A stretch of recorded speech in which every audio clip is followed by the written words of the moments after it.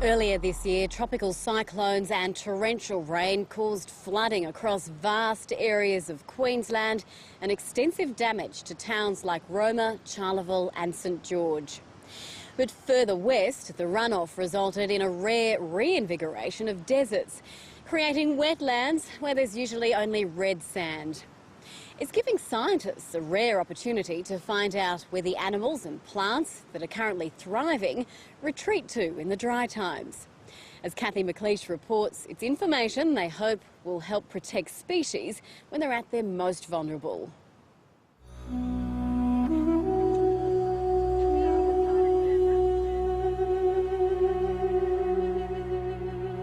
The Simpson Desert is alive with new life, the landscape transformed by an event that's only happened 3 times in 100 years. We could come back here every year for the next 30 years and not see it like this. It's fantastic. Floodwaters pouring in from central Queensland and torrential inland rain have filled waterholes and wetlands. Some of the animals and plants which have come to life are rarely seen in the desert. Scientists are mounting expeditions to try and learn what they can before the water and the new animals and plants disappear again as they must.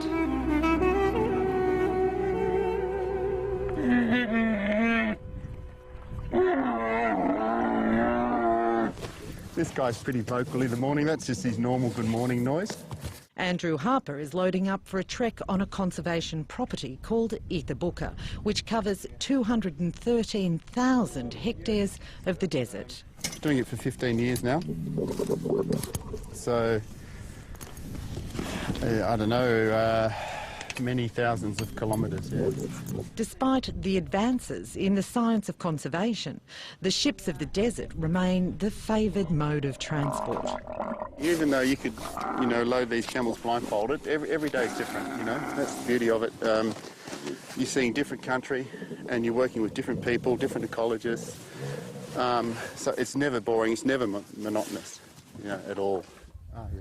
No, 150 years ago, camels were brought to Australia for the expedition by Burke and Wills, and their legendary status remains unchallenged in this terrain.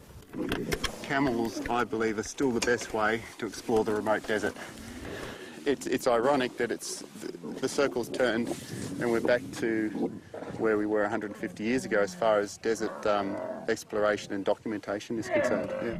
But new technology has its place here too. Solar-powered camel, this bloke, yep. These flexi panels were used to charge the 12-volt batteries that power our sat phones, and in this day and age our digital cameras as well. So we carry 4 12-volt batteries and 3 sat phones on this trip. So a combination, 19th century and 21st. Yeah, it's all blended in together, yep. Andrew Harper loads and handles his camels using age-old Afghani traditions. But this is a journey of modern discovery. Good morning, camels. Stand. Stand, camels. Stand, camels.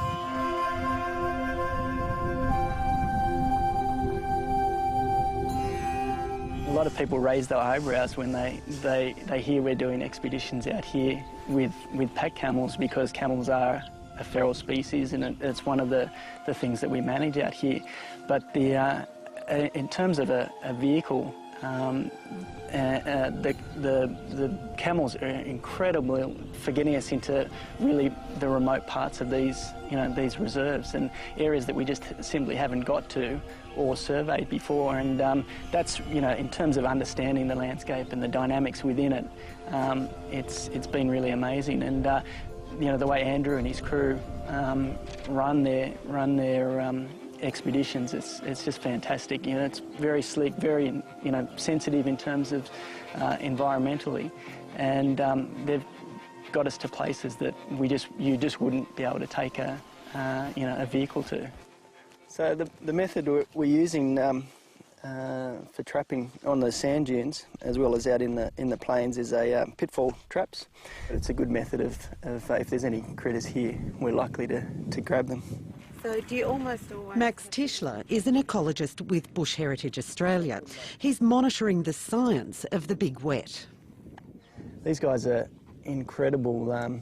They spend most of their life buried in the sand, and they slough an outer layer of skin and it surrounds themselves in this sort of mucus layer and, bury up to, 50 centimetres into the ground. And they just lower their metabolism, lower their heart rate, and go into this torpor, awaiting for the next rainfall event, and then they'll emerge again and spend their time like this guy is, hopping around the dunes, feeding and breeding if there's freestanding water around. Ether Booker is his turf. He's been coming here as a researcher for a decade, but until now he's only seen the dry side of the boom-bust cycle that typifies this country. It's really stunning. I've been coming out here for a number of years, but haven't seen anything like it. And so, we're in the landscape, and everything is just seems to be abundant. We're down in the water holes. We've got huge numbers of fish. Big productivity in the river system. All the birds that are flocking there, and then out on these sand dunes, we're getting new animals turning up, and everything seems to be just prolific. He's here to find out more about the boom times. We've got a great depth of knowledge in what's here. Extending that research into a complementary study and looking at what's in the floodplain is really important to understanding where these animals are and how they respond under different types of conditions, because of course in boom years they seem to spread out across the landscape, but in the dry times and when the resources drop, they'll all shrink back to these small what they call dry time refugia. And as far as management goes, understanding where the animals are coming from, what they're doing in a good season and where they're going to shrink back to in the dry season is really critical. Today the traps have captured a tiny but very exciting discovery. This looks to be a desert short-tailed mouse, and we haven't caught one on the reserve until about, we caught several on the last camel trip about a month ago, and they hadn't been caught here for 18 years. And as far as bush heritage goes, trying to work out where those refugias are, the dry time refugias are, is really important to managing these guys so that we can sustain them in between those. Exactly, and try and curtail any threats like feral predation by foxes and cats and that sort of thing. Ether Booker is privately owned by Bush Heritage Australia, a non-profit organisation funded largely by public donations. Ether Booker Station covers more than 200,000 hectares in the northeast corner of the Simpson Desert. It's in the middle of arid Queensland. But the east of the property is bordered by the Queensland Channel Country, and that's partly responsible for turning Ether Booker into a wetland. The property connects to the Simpson Desert National Park to the south, and to the north its conservation values are extended by the Mulligan River Nature Refuge, Cravens Peak Bush Heritage Reserve and the Toko Ranges Nature Refuge.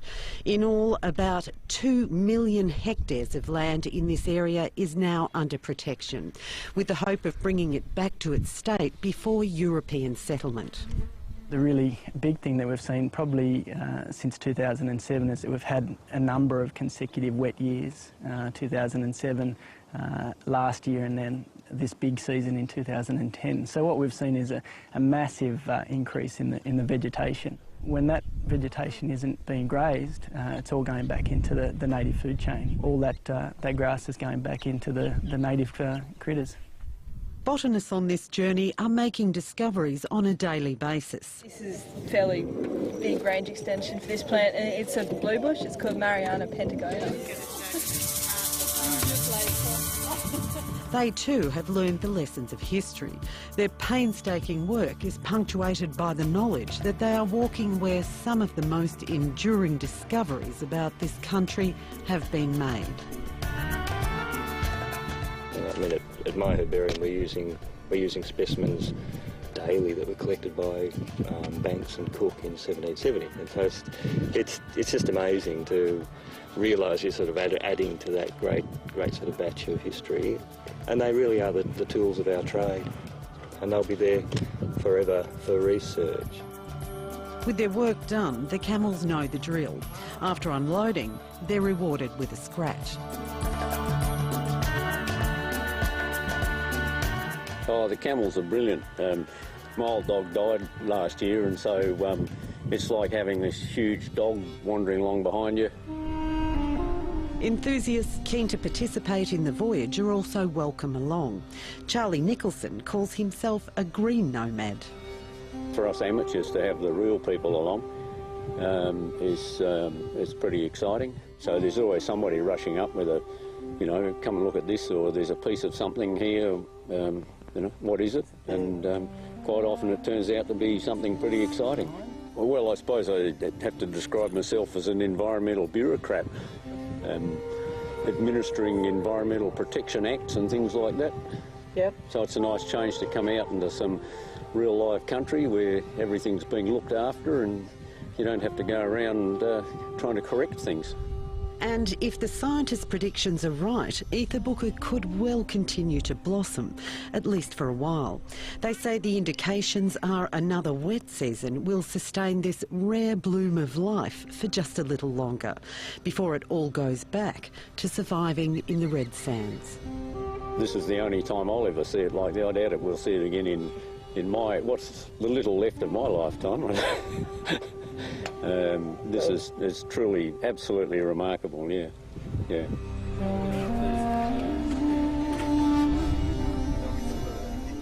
The camels are turned out for the night, but the scientists still have work to do. New traps are dug in preparation for the next day's discoveries. And when the day's work is done, the timeless rhythm of the desert takes over, just as it did for our earliest explorers.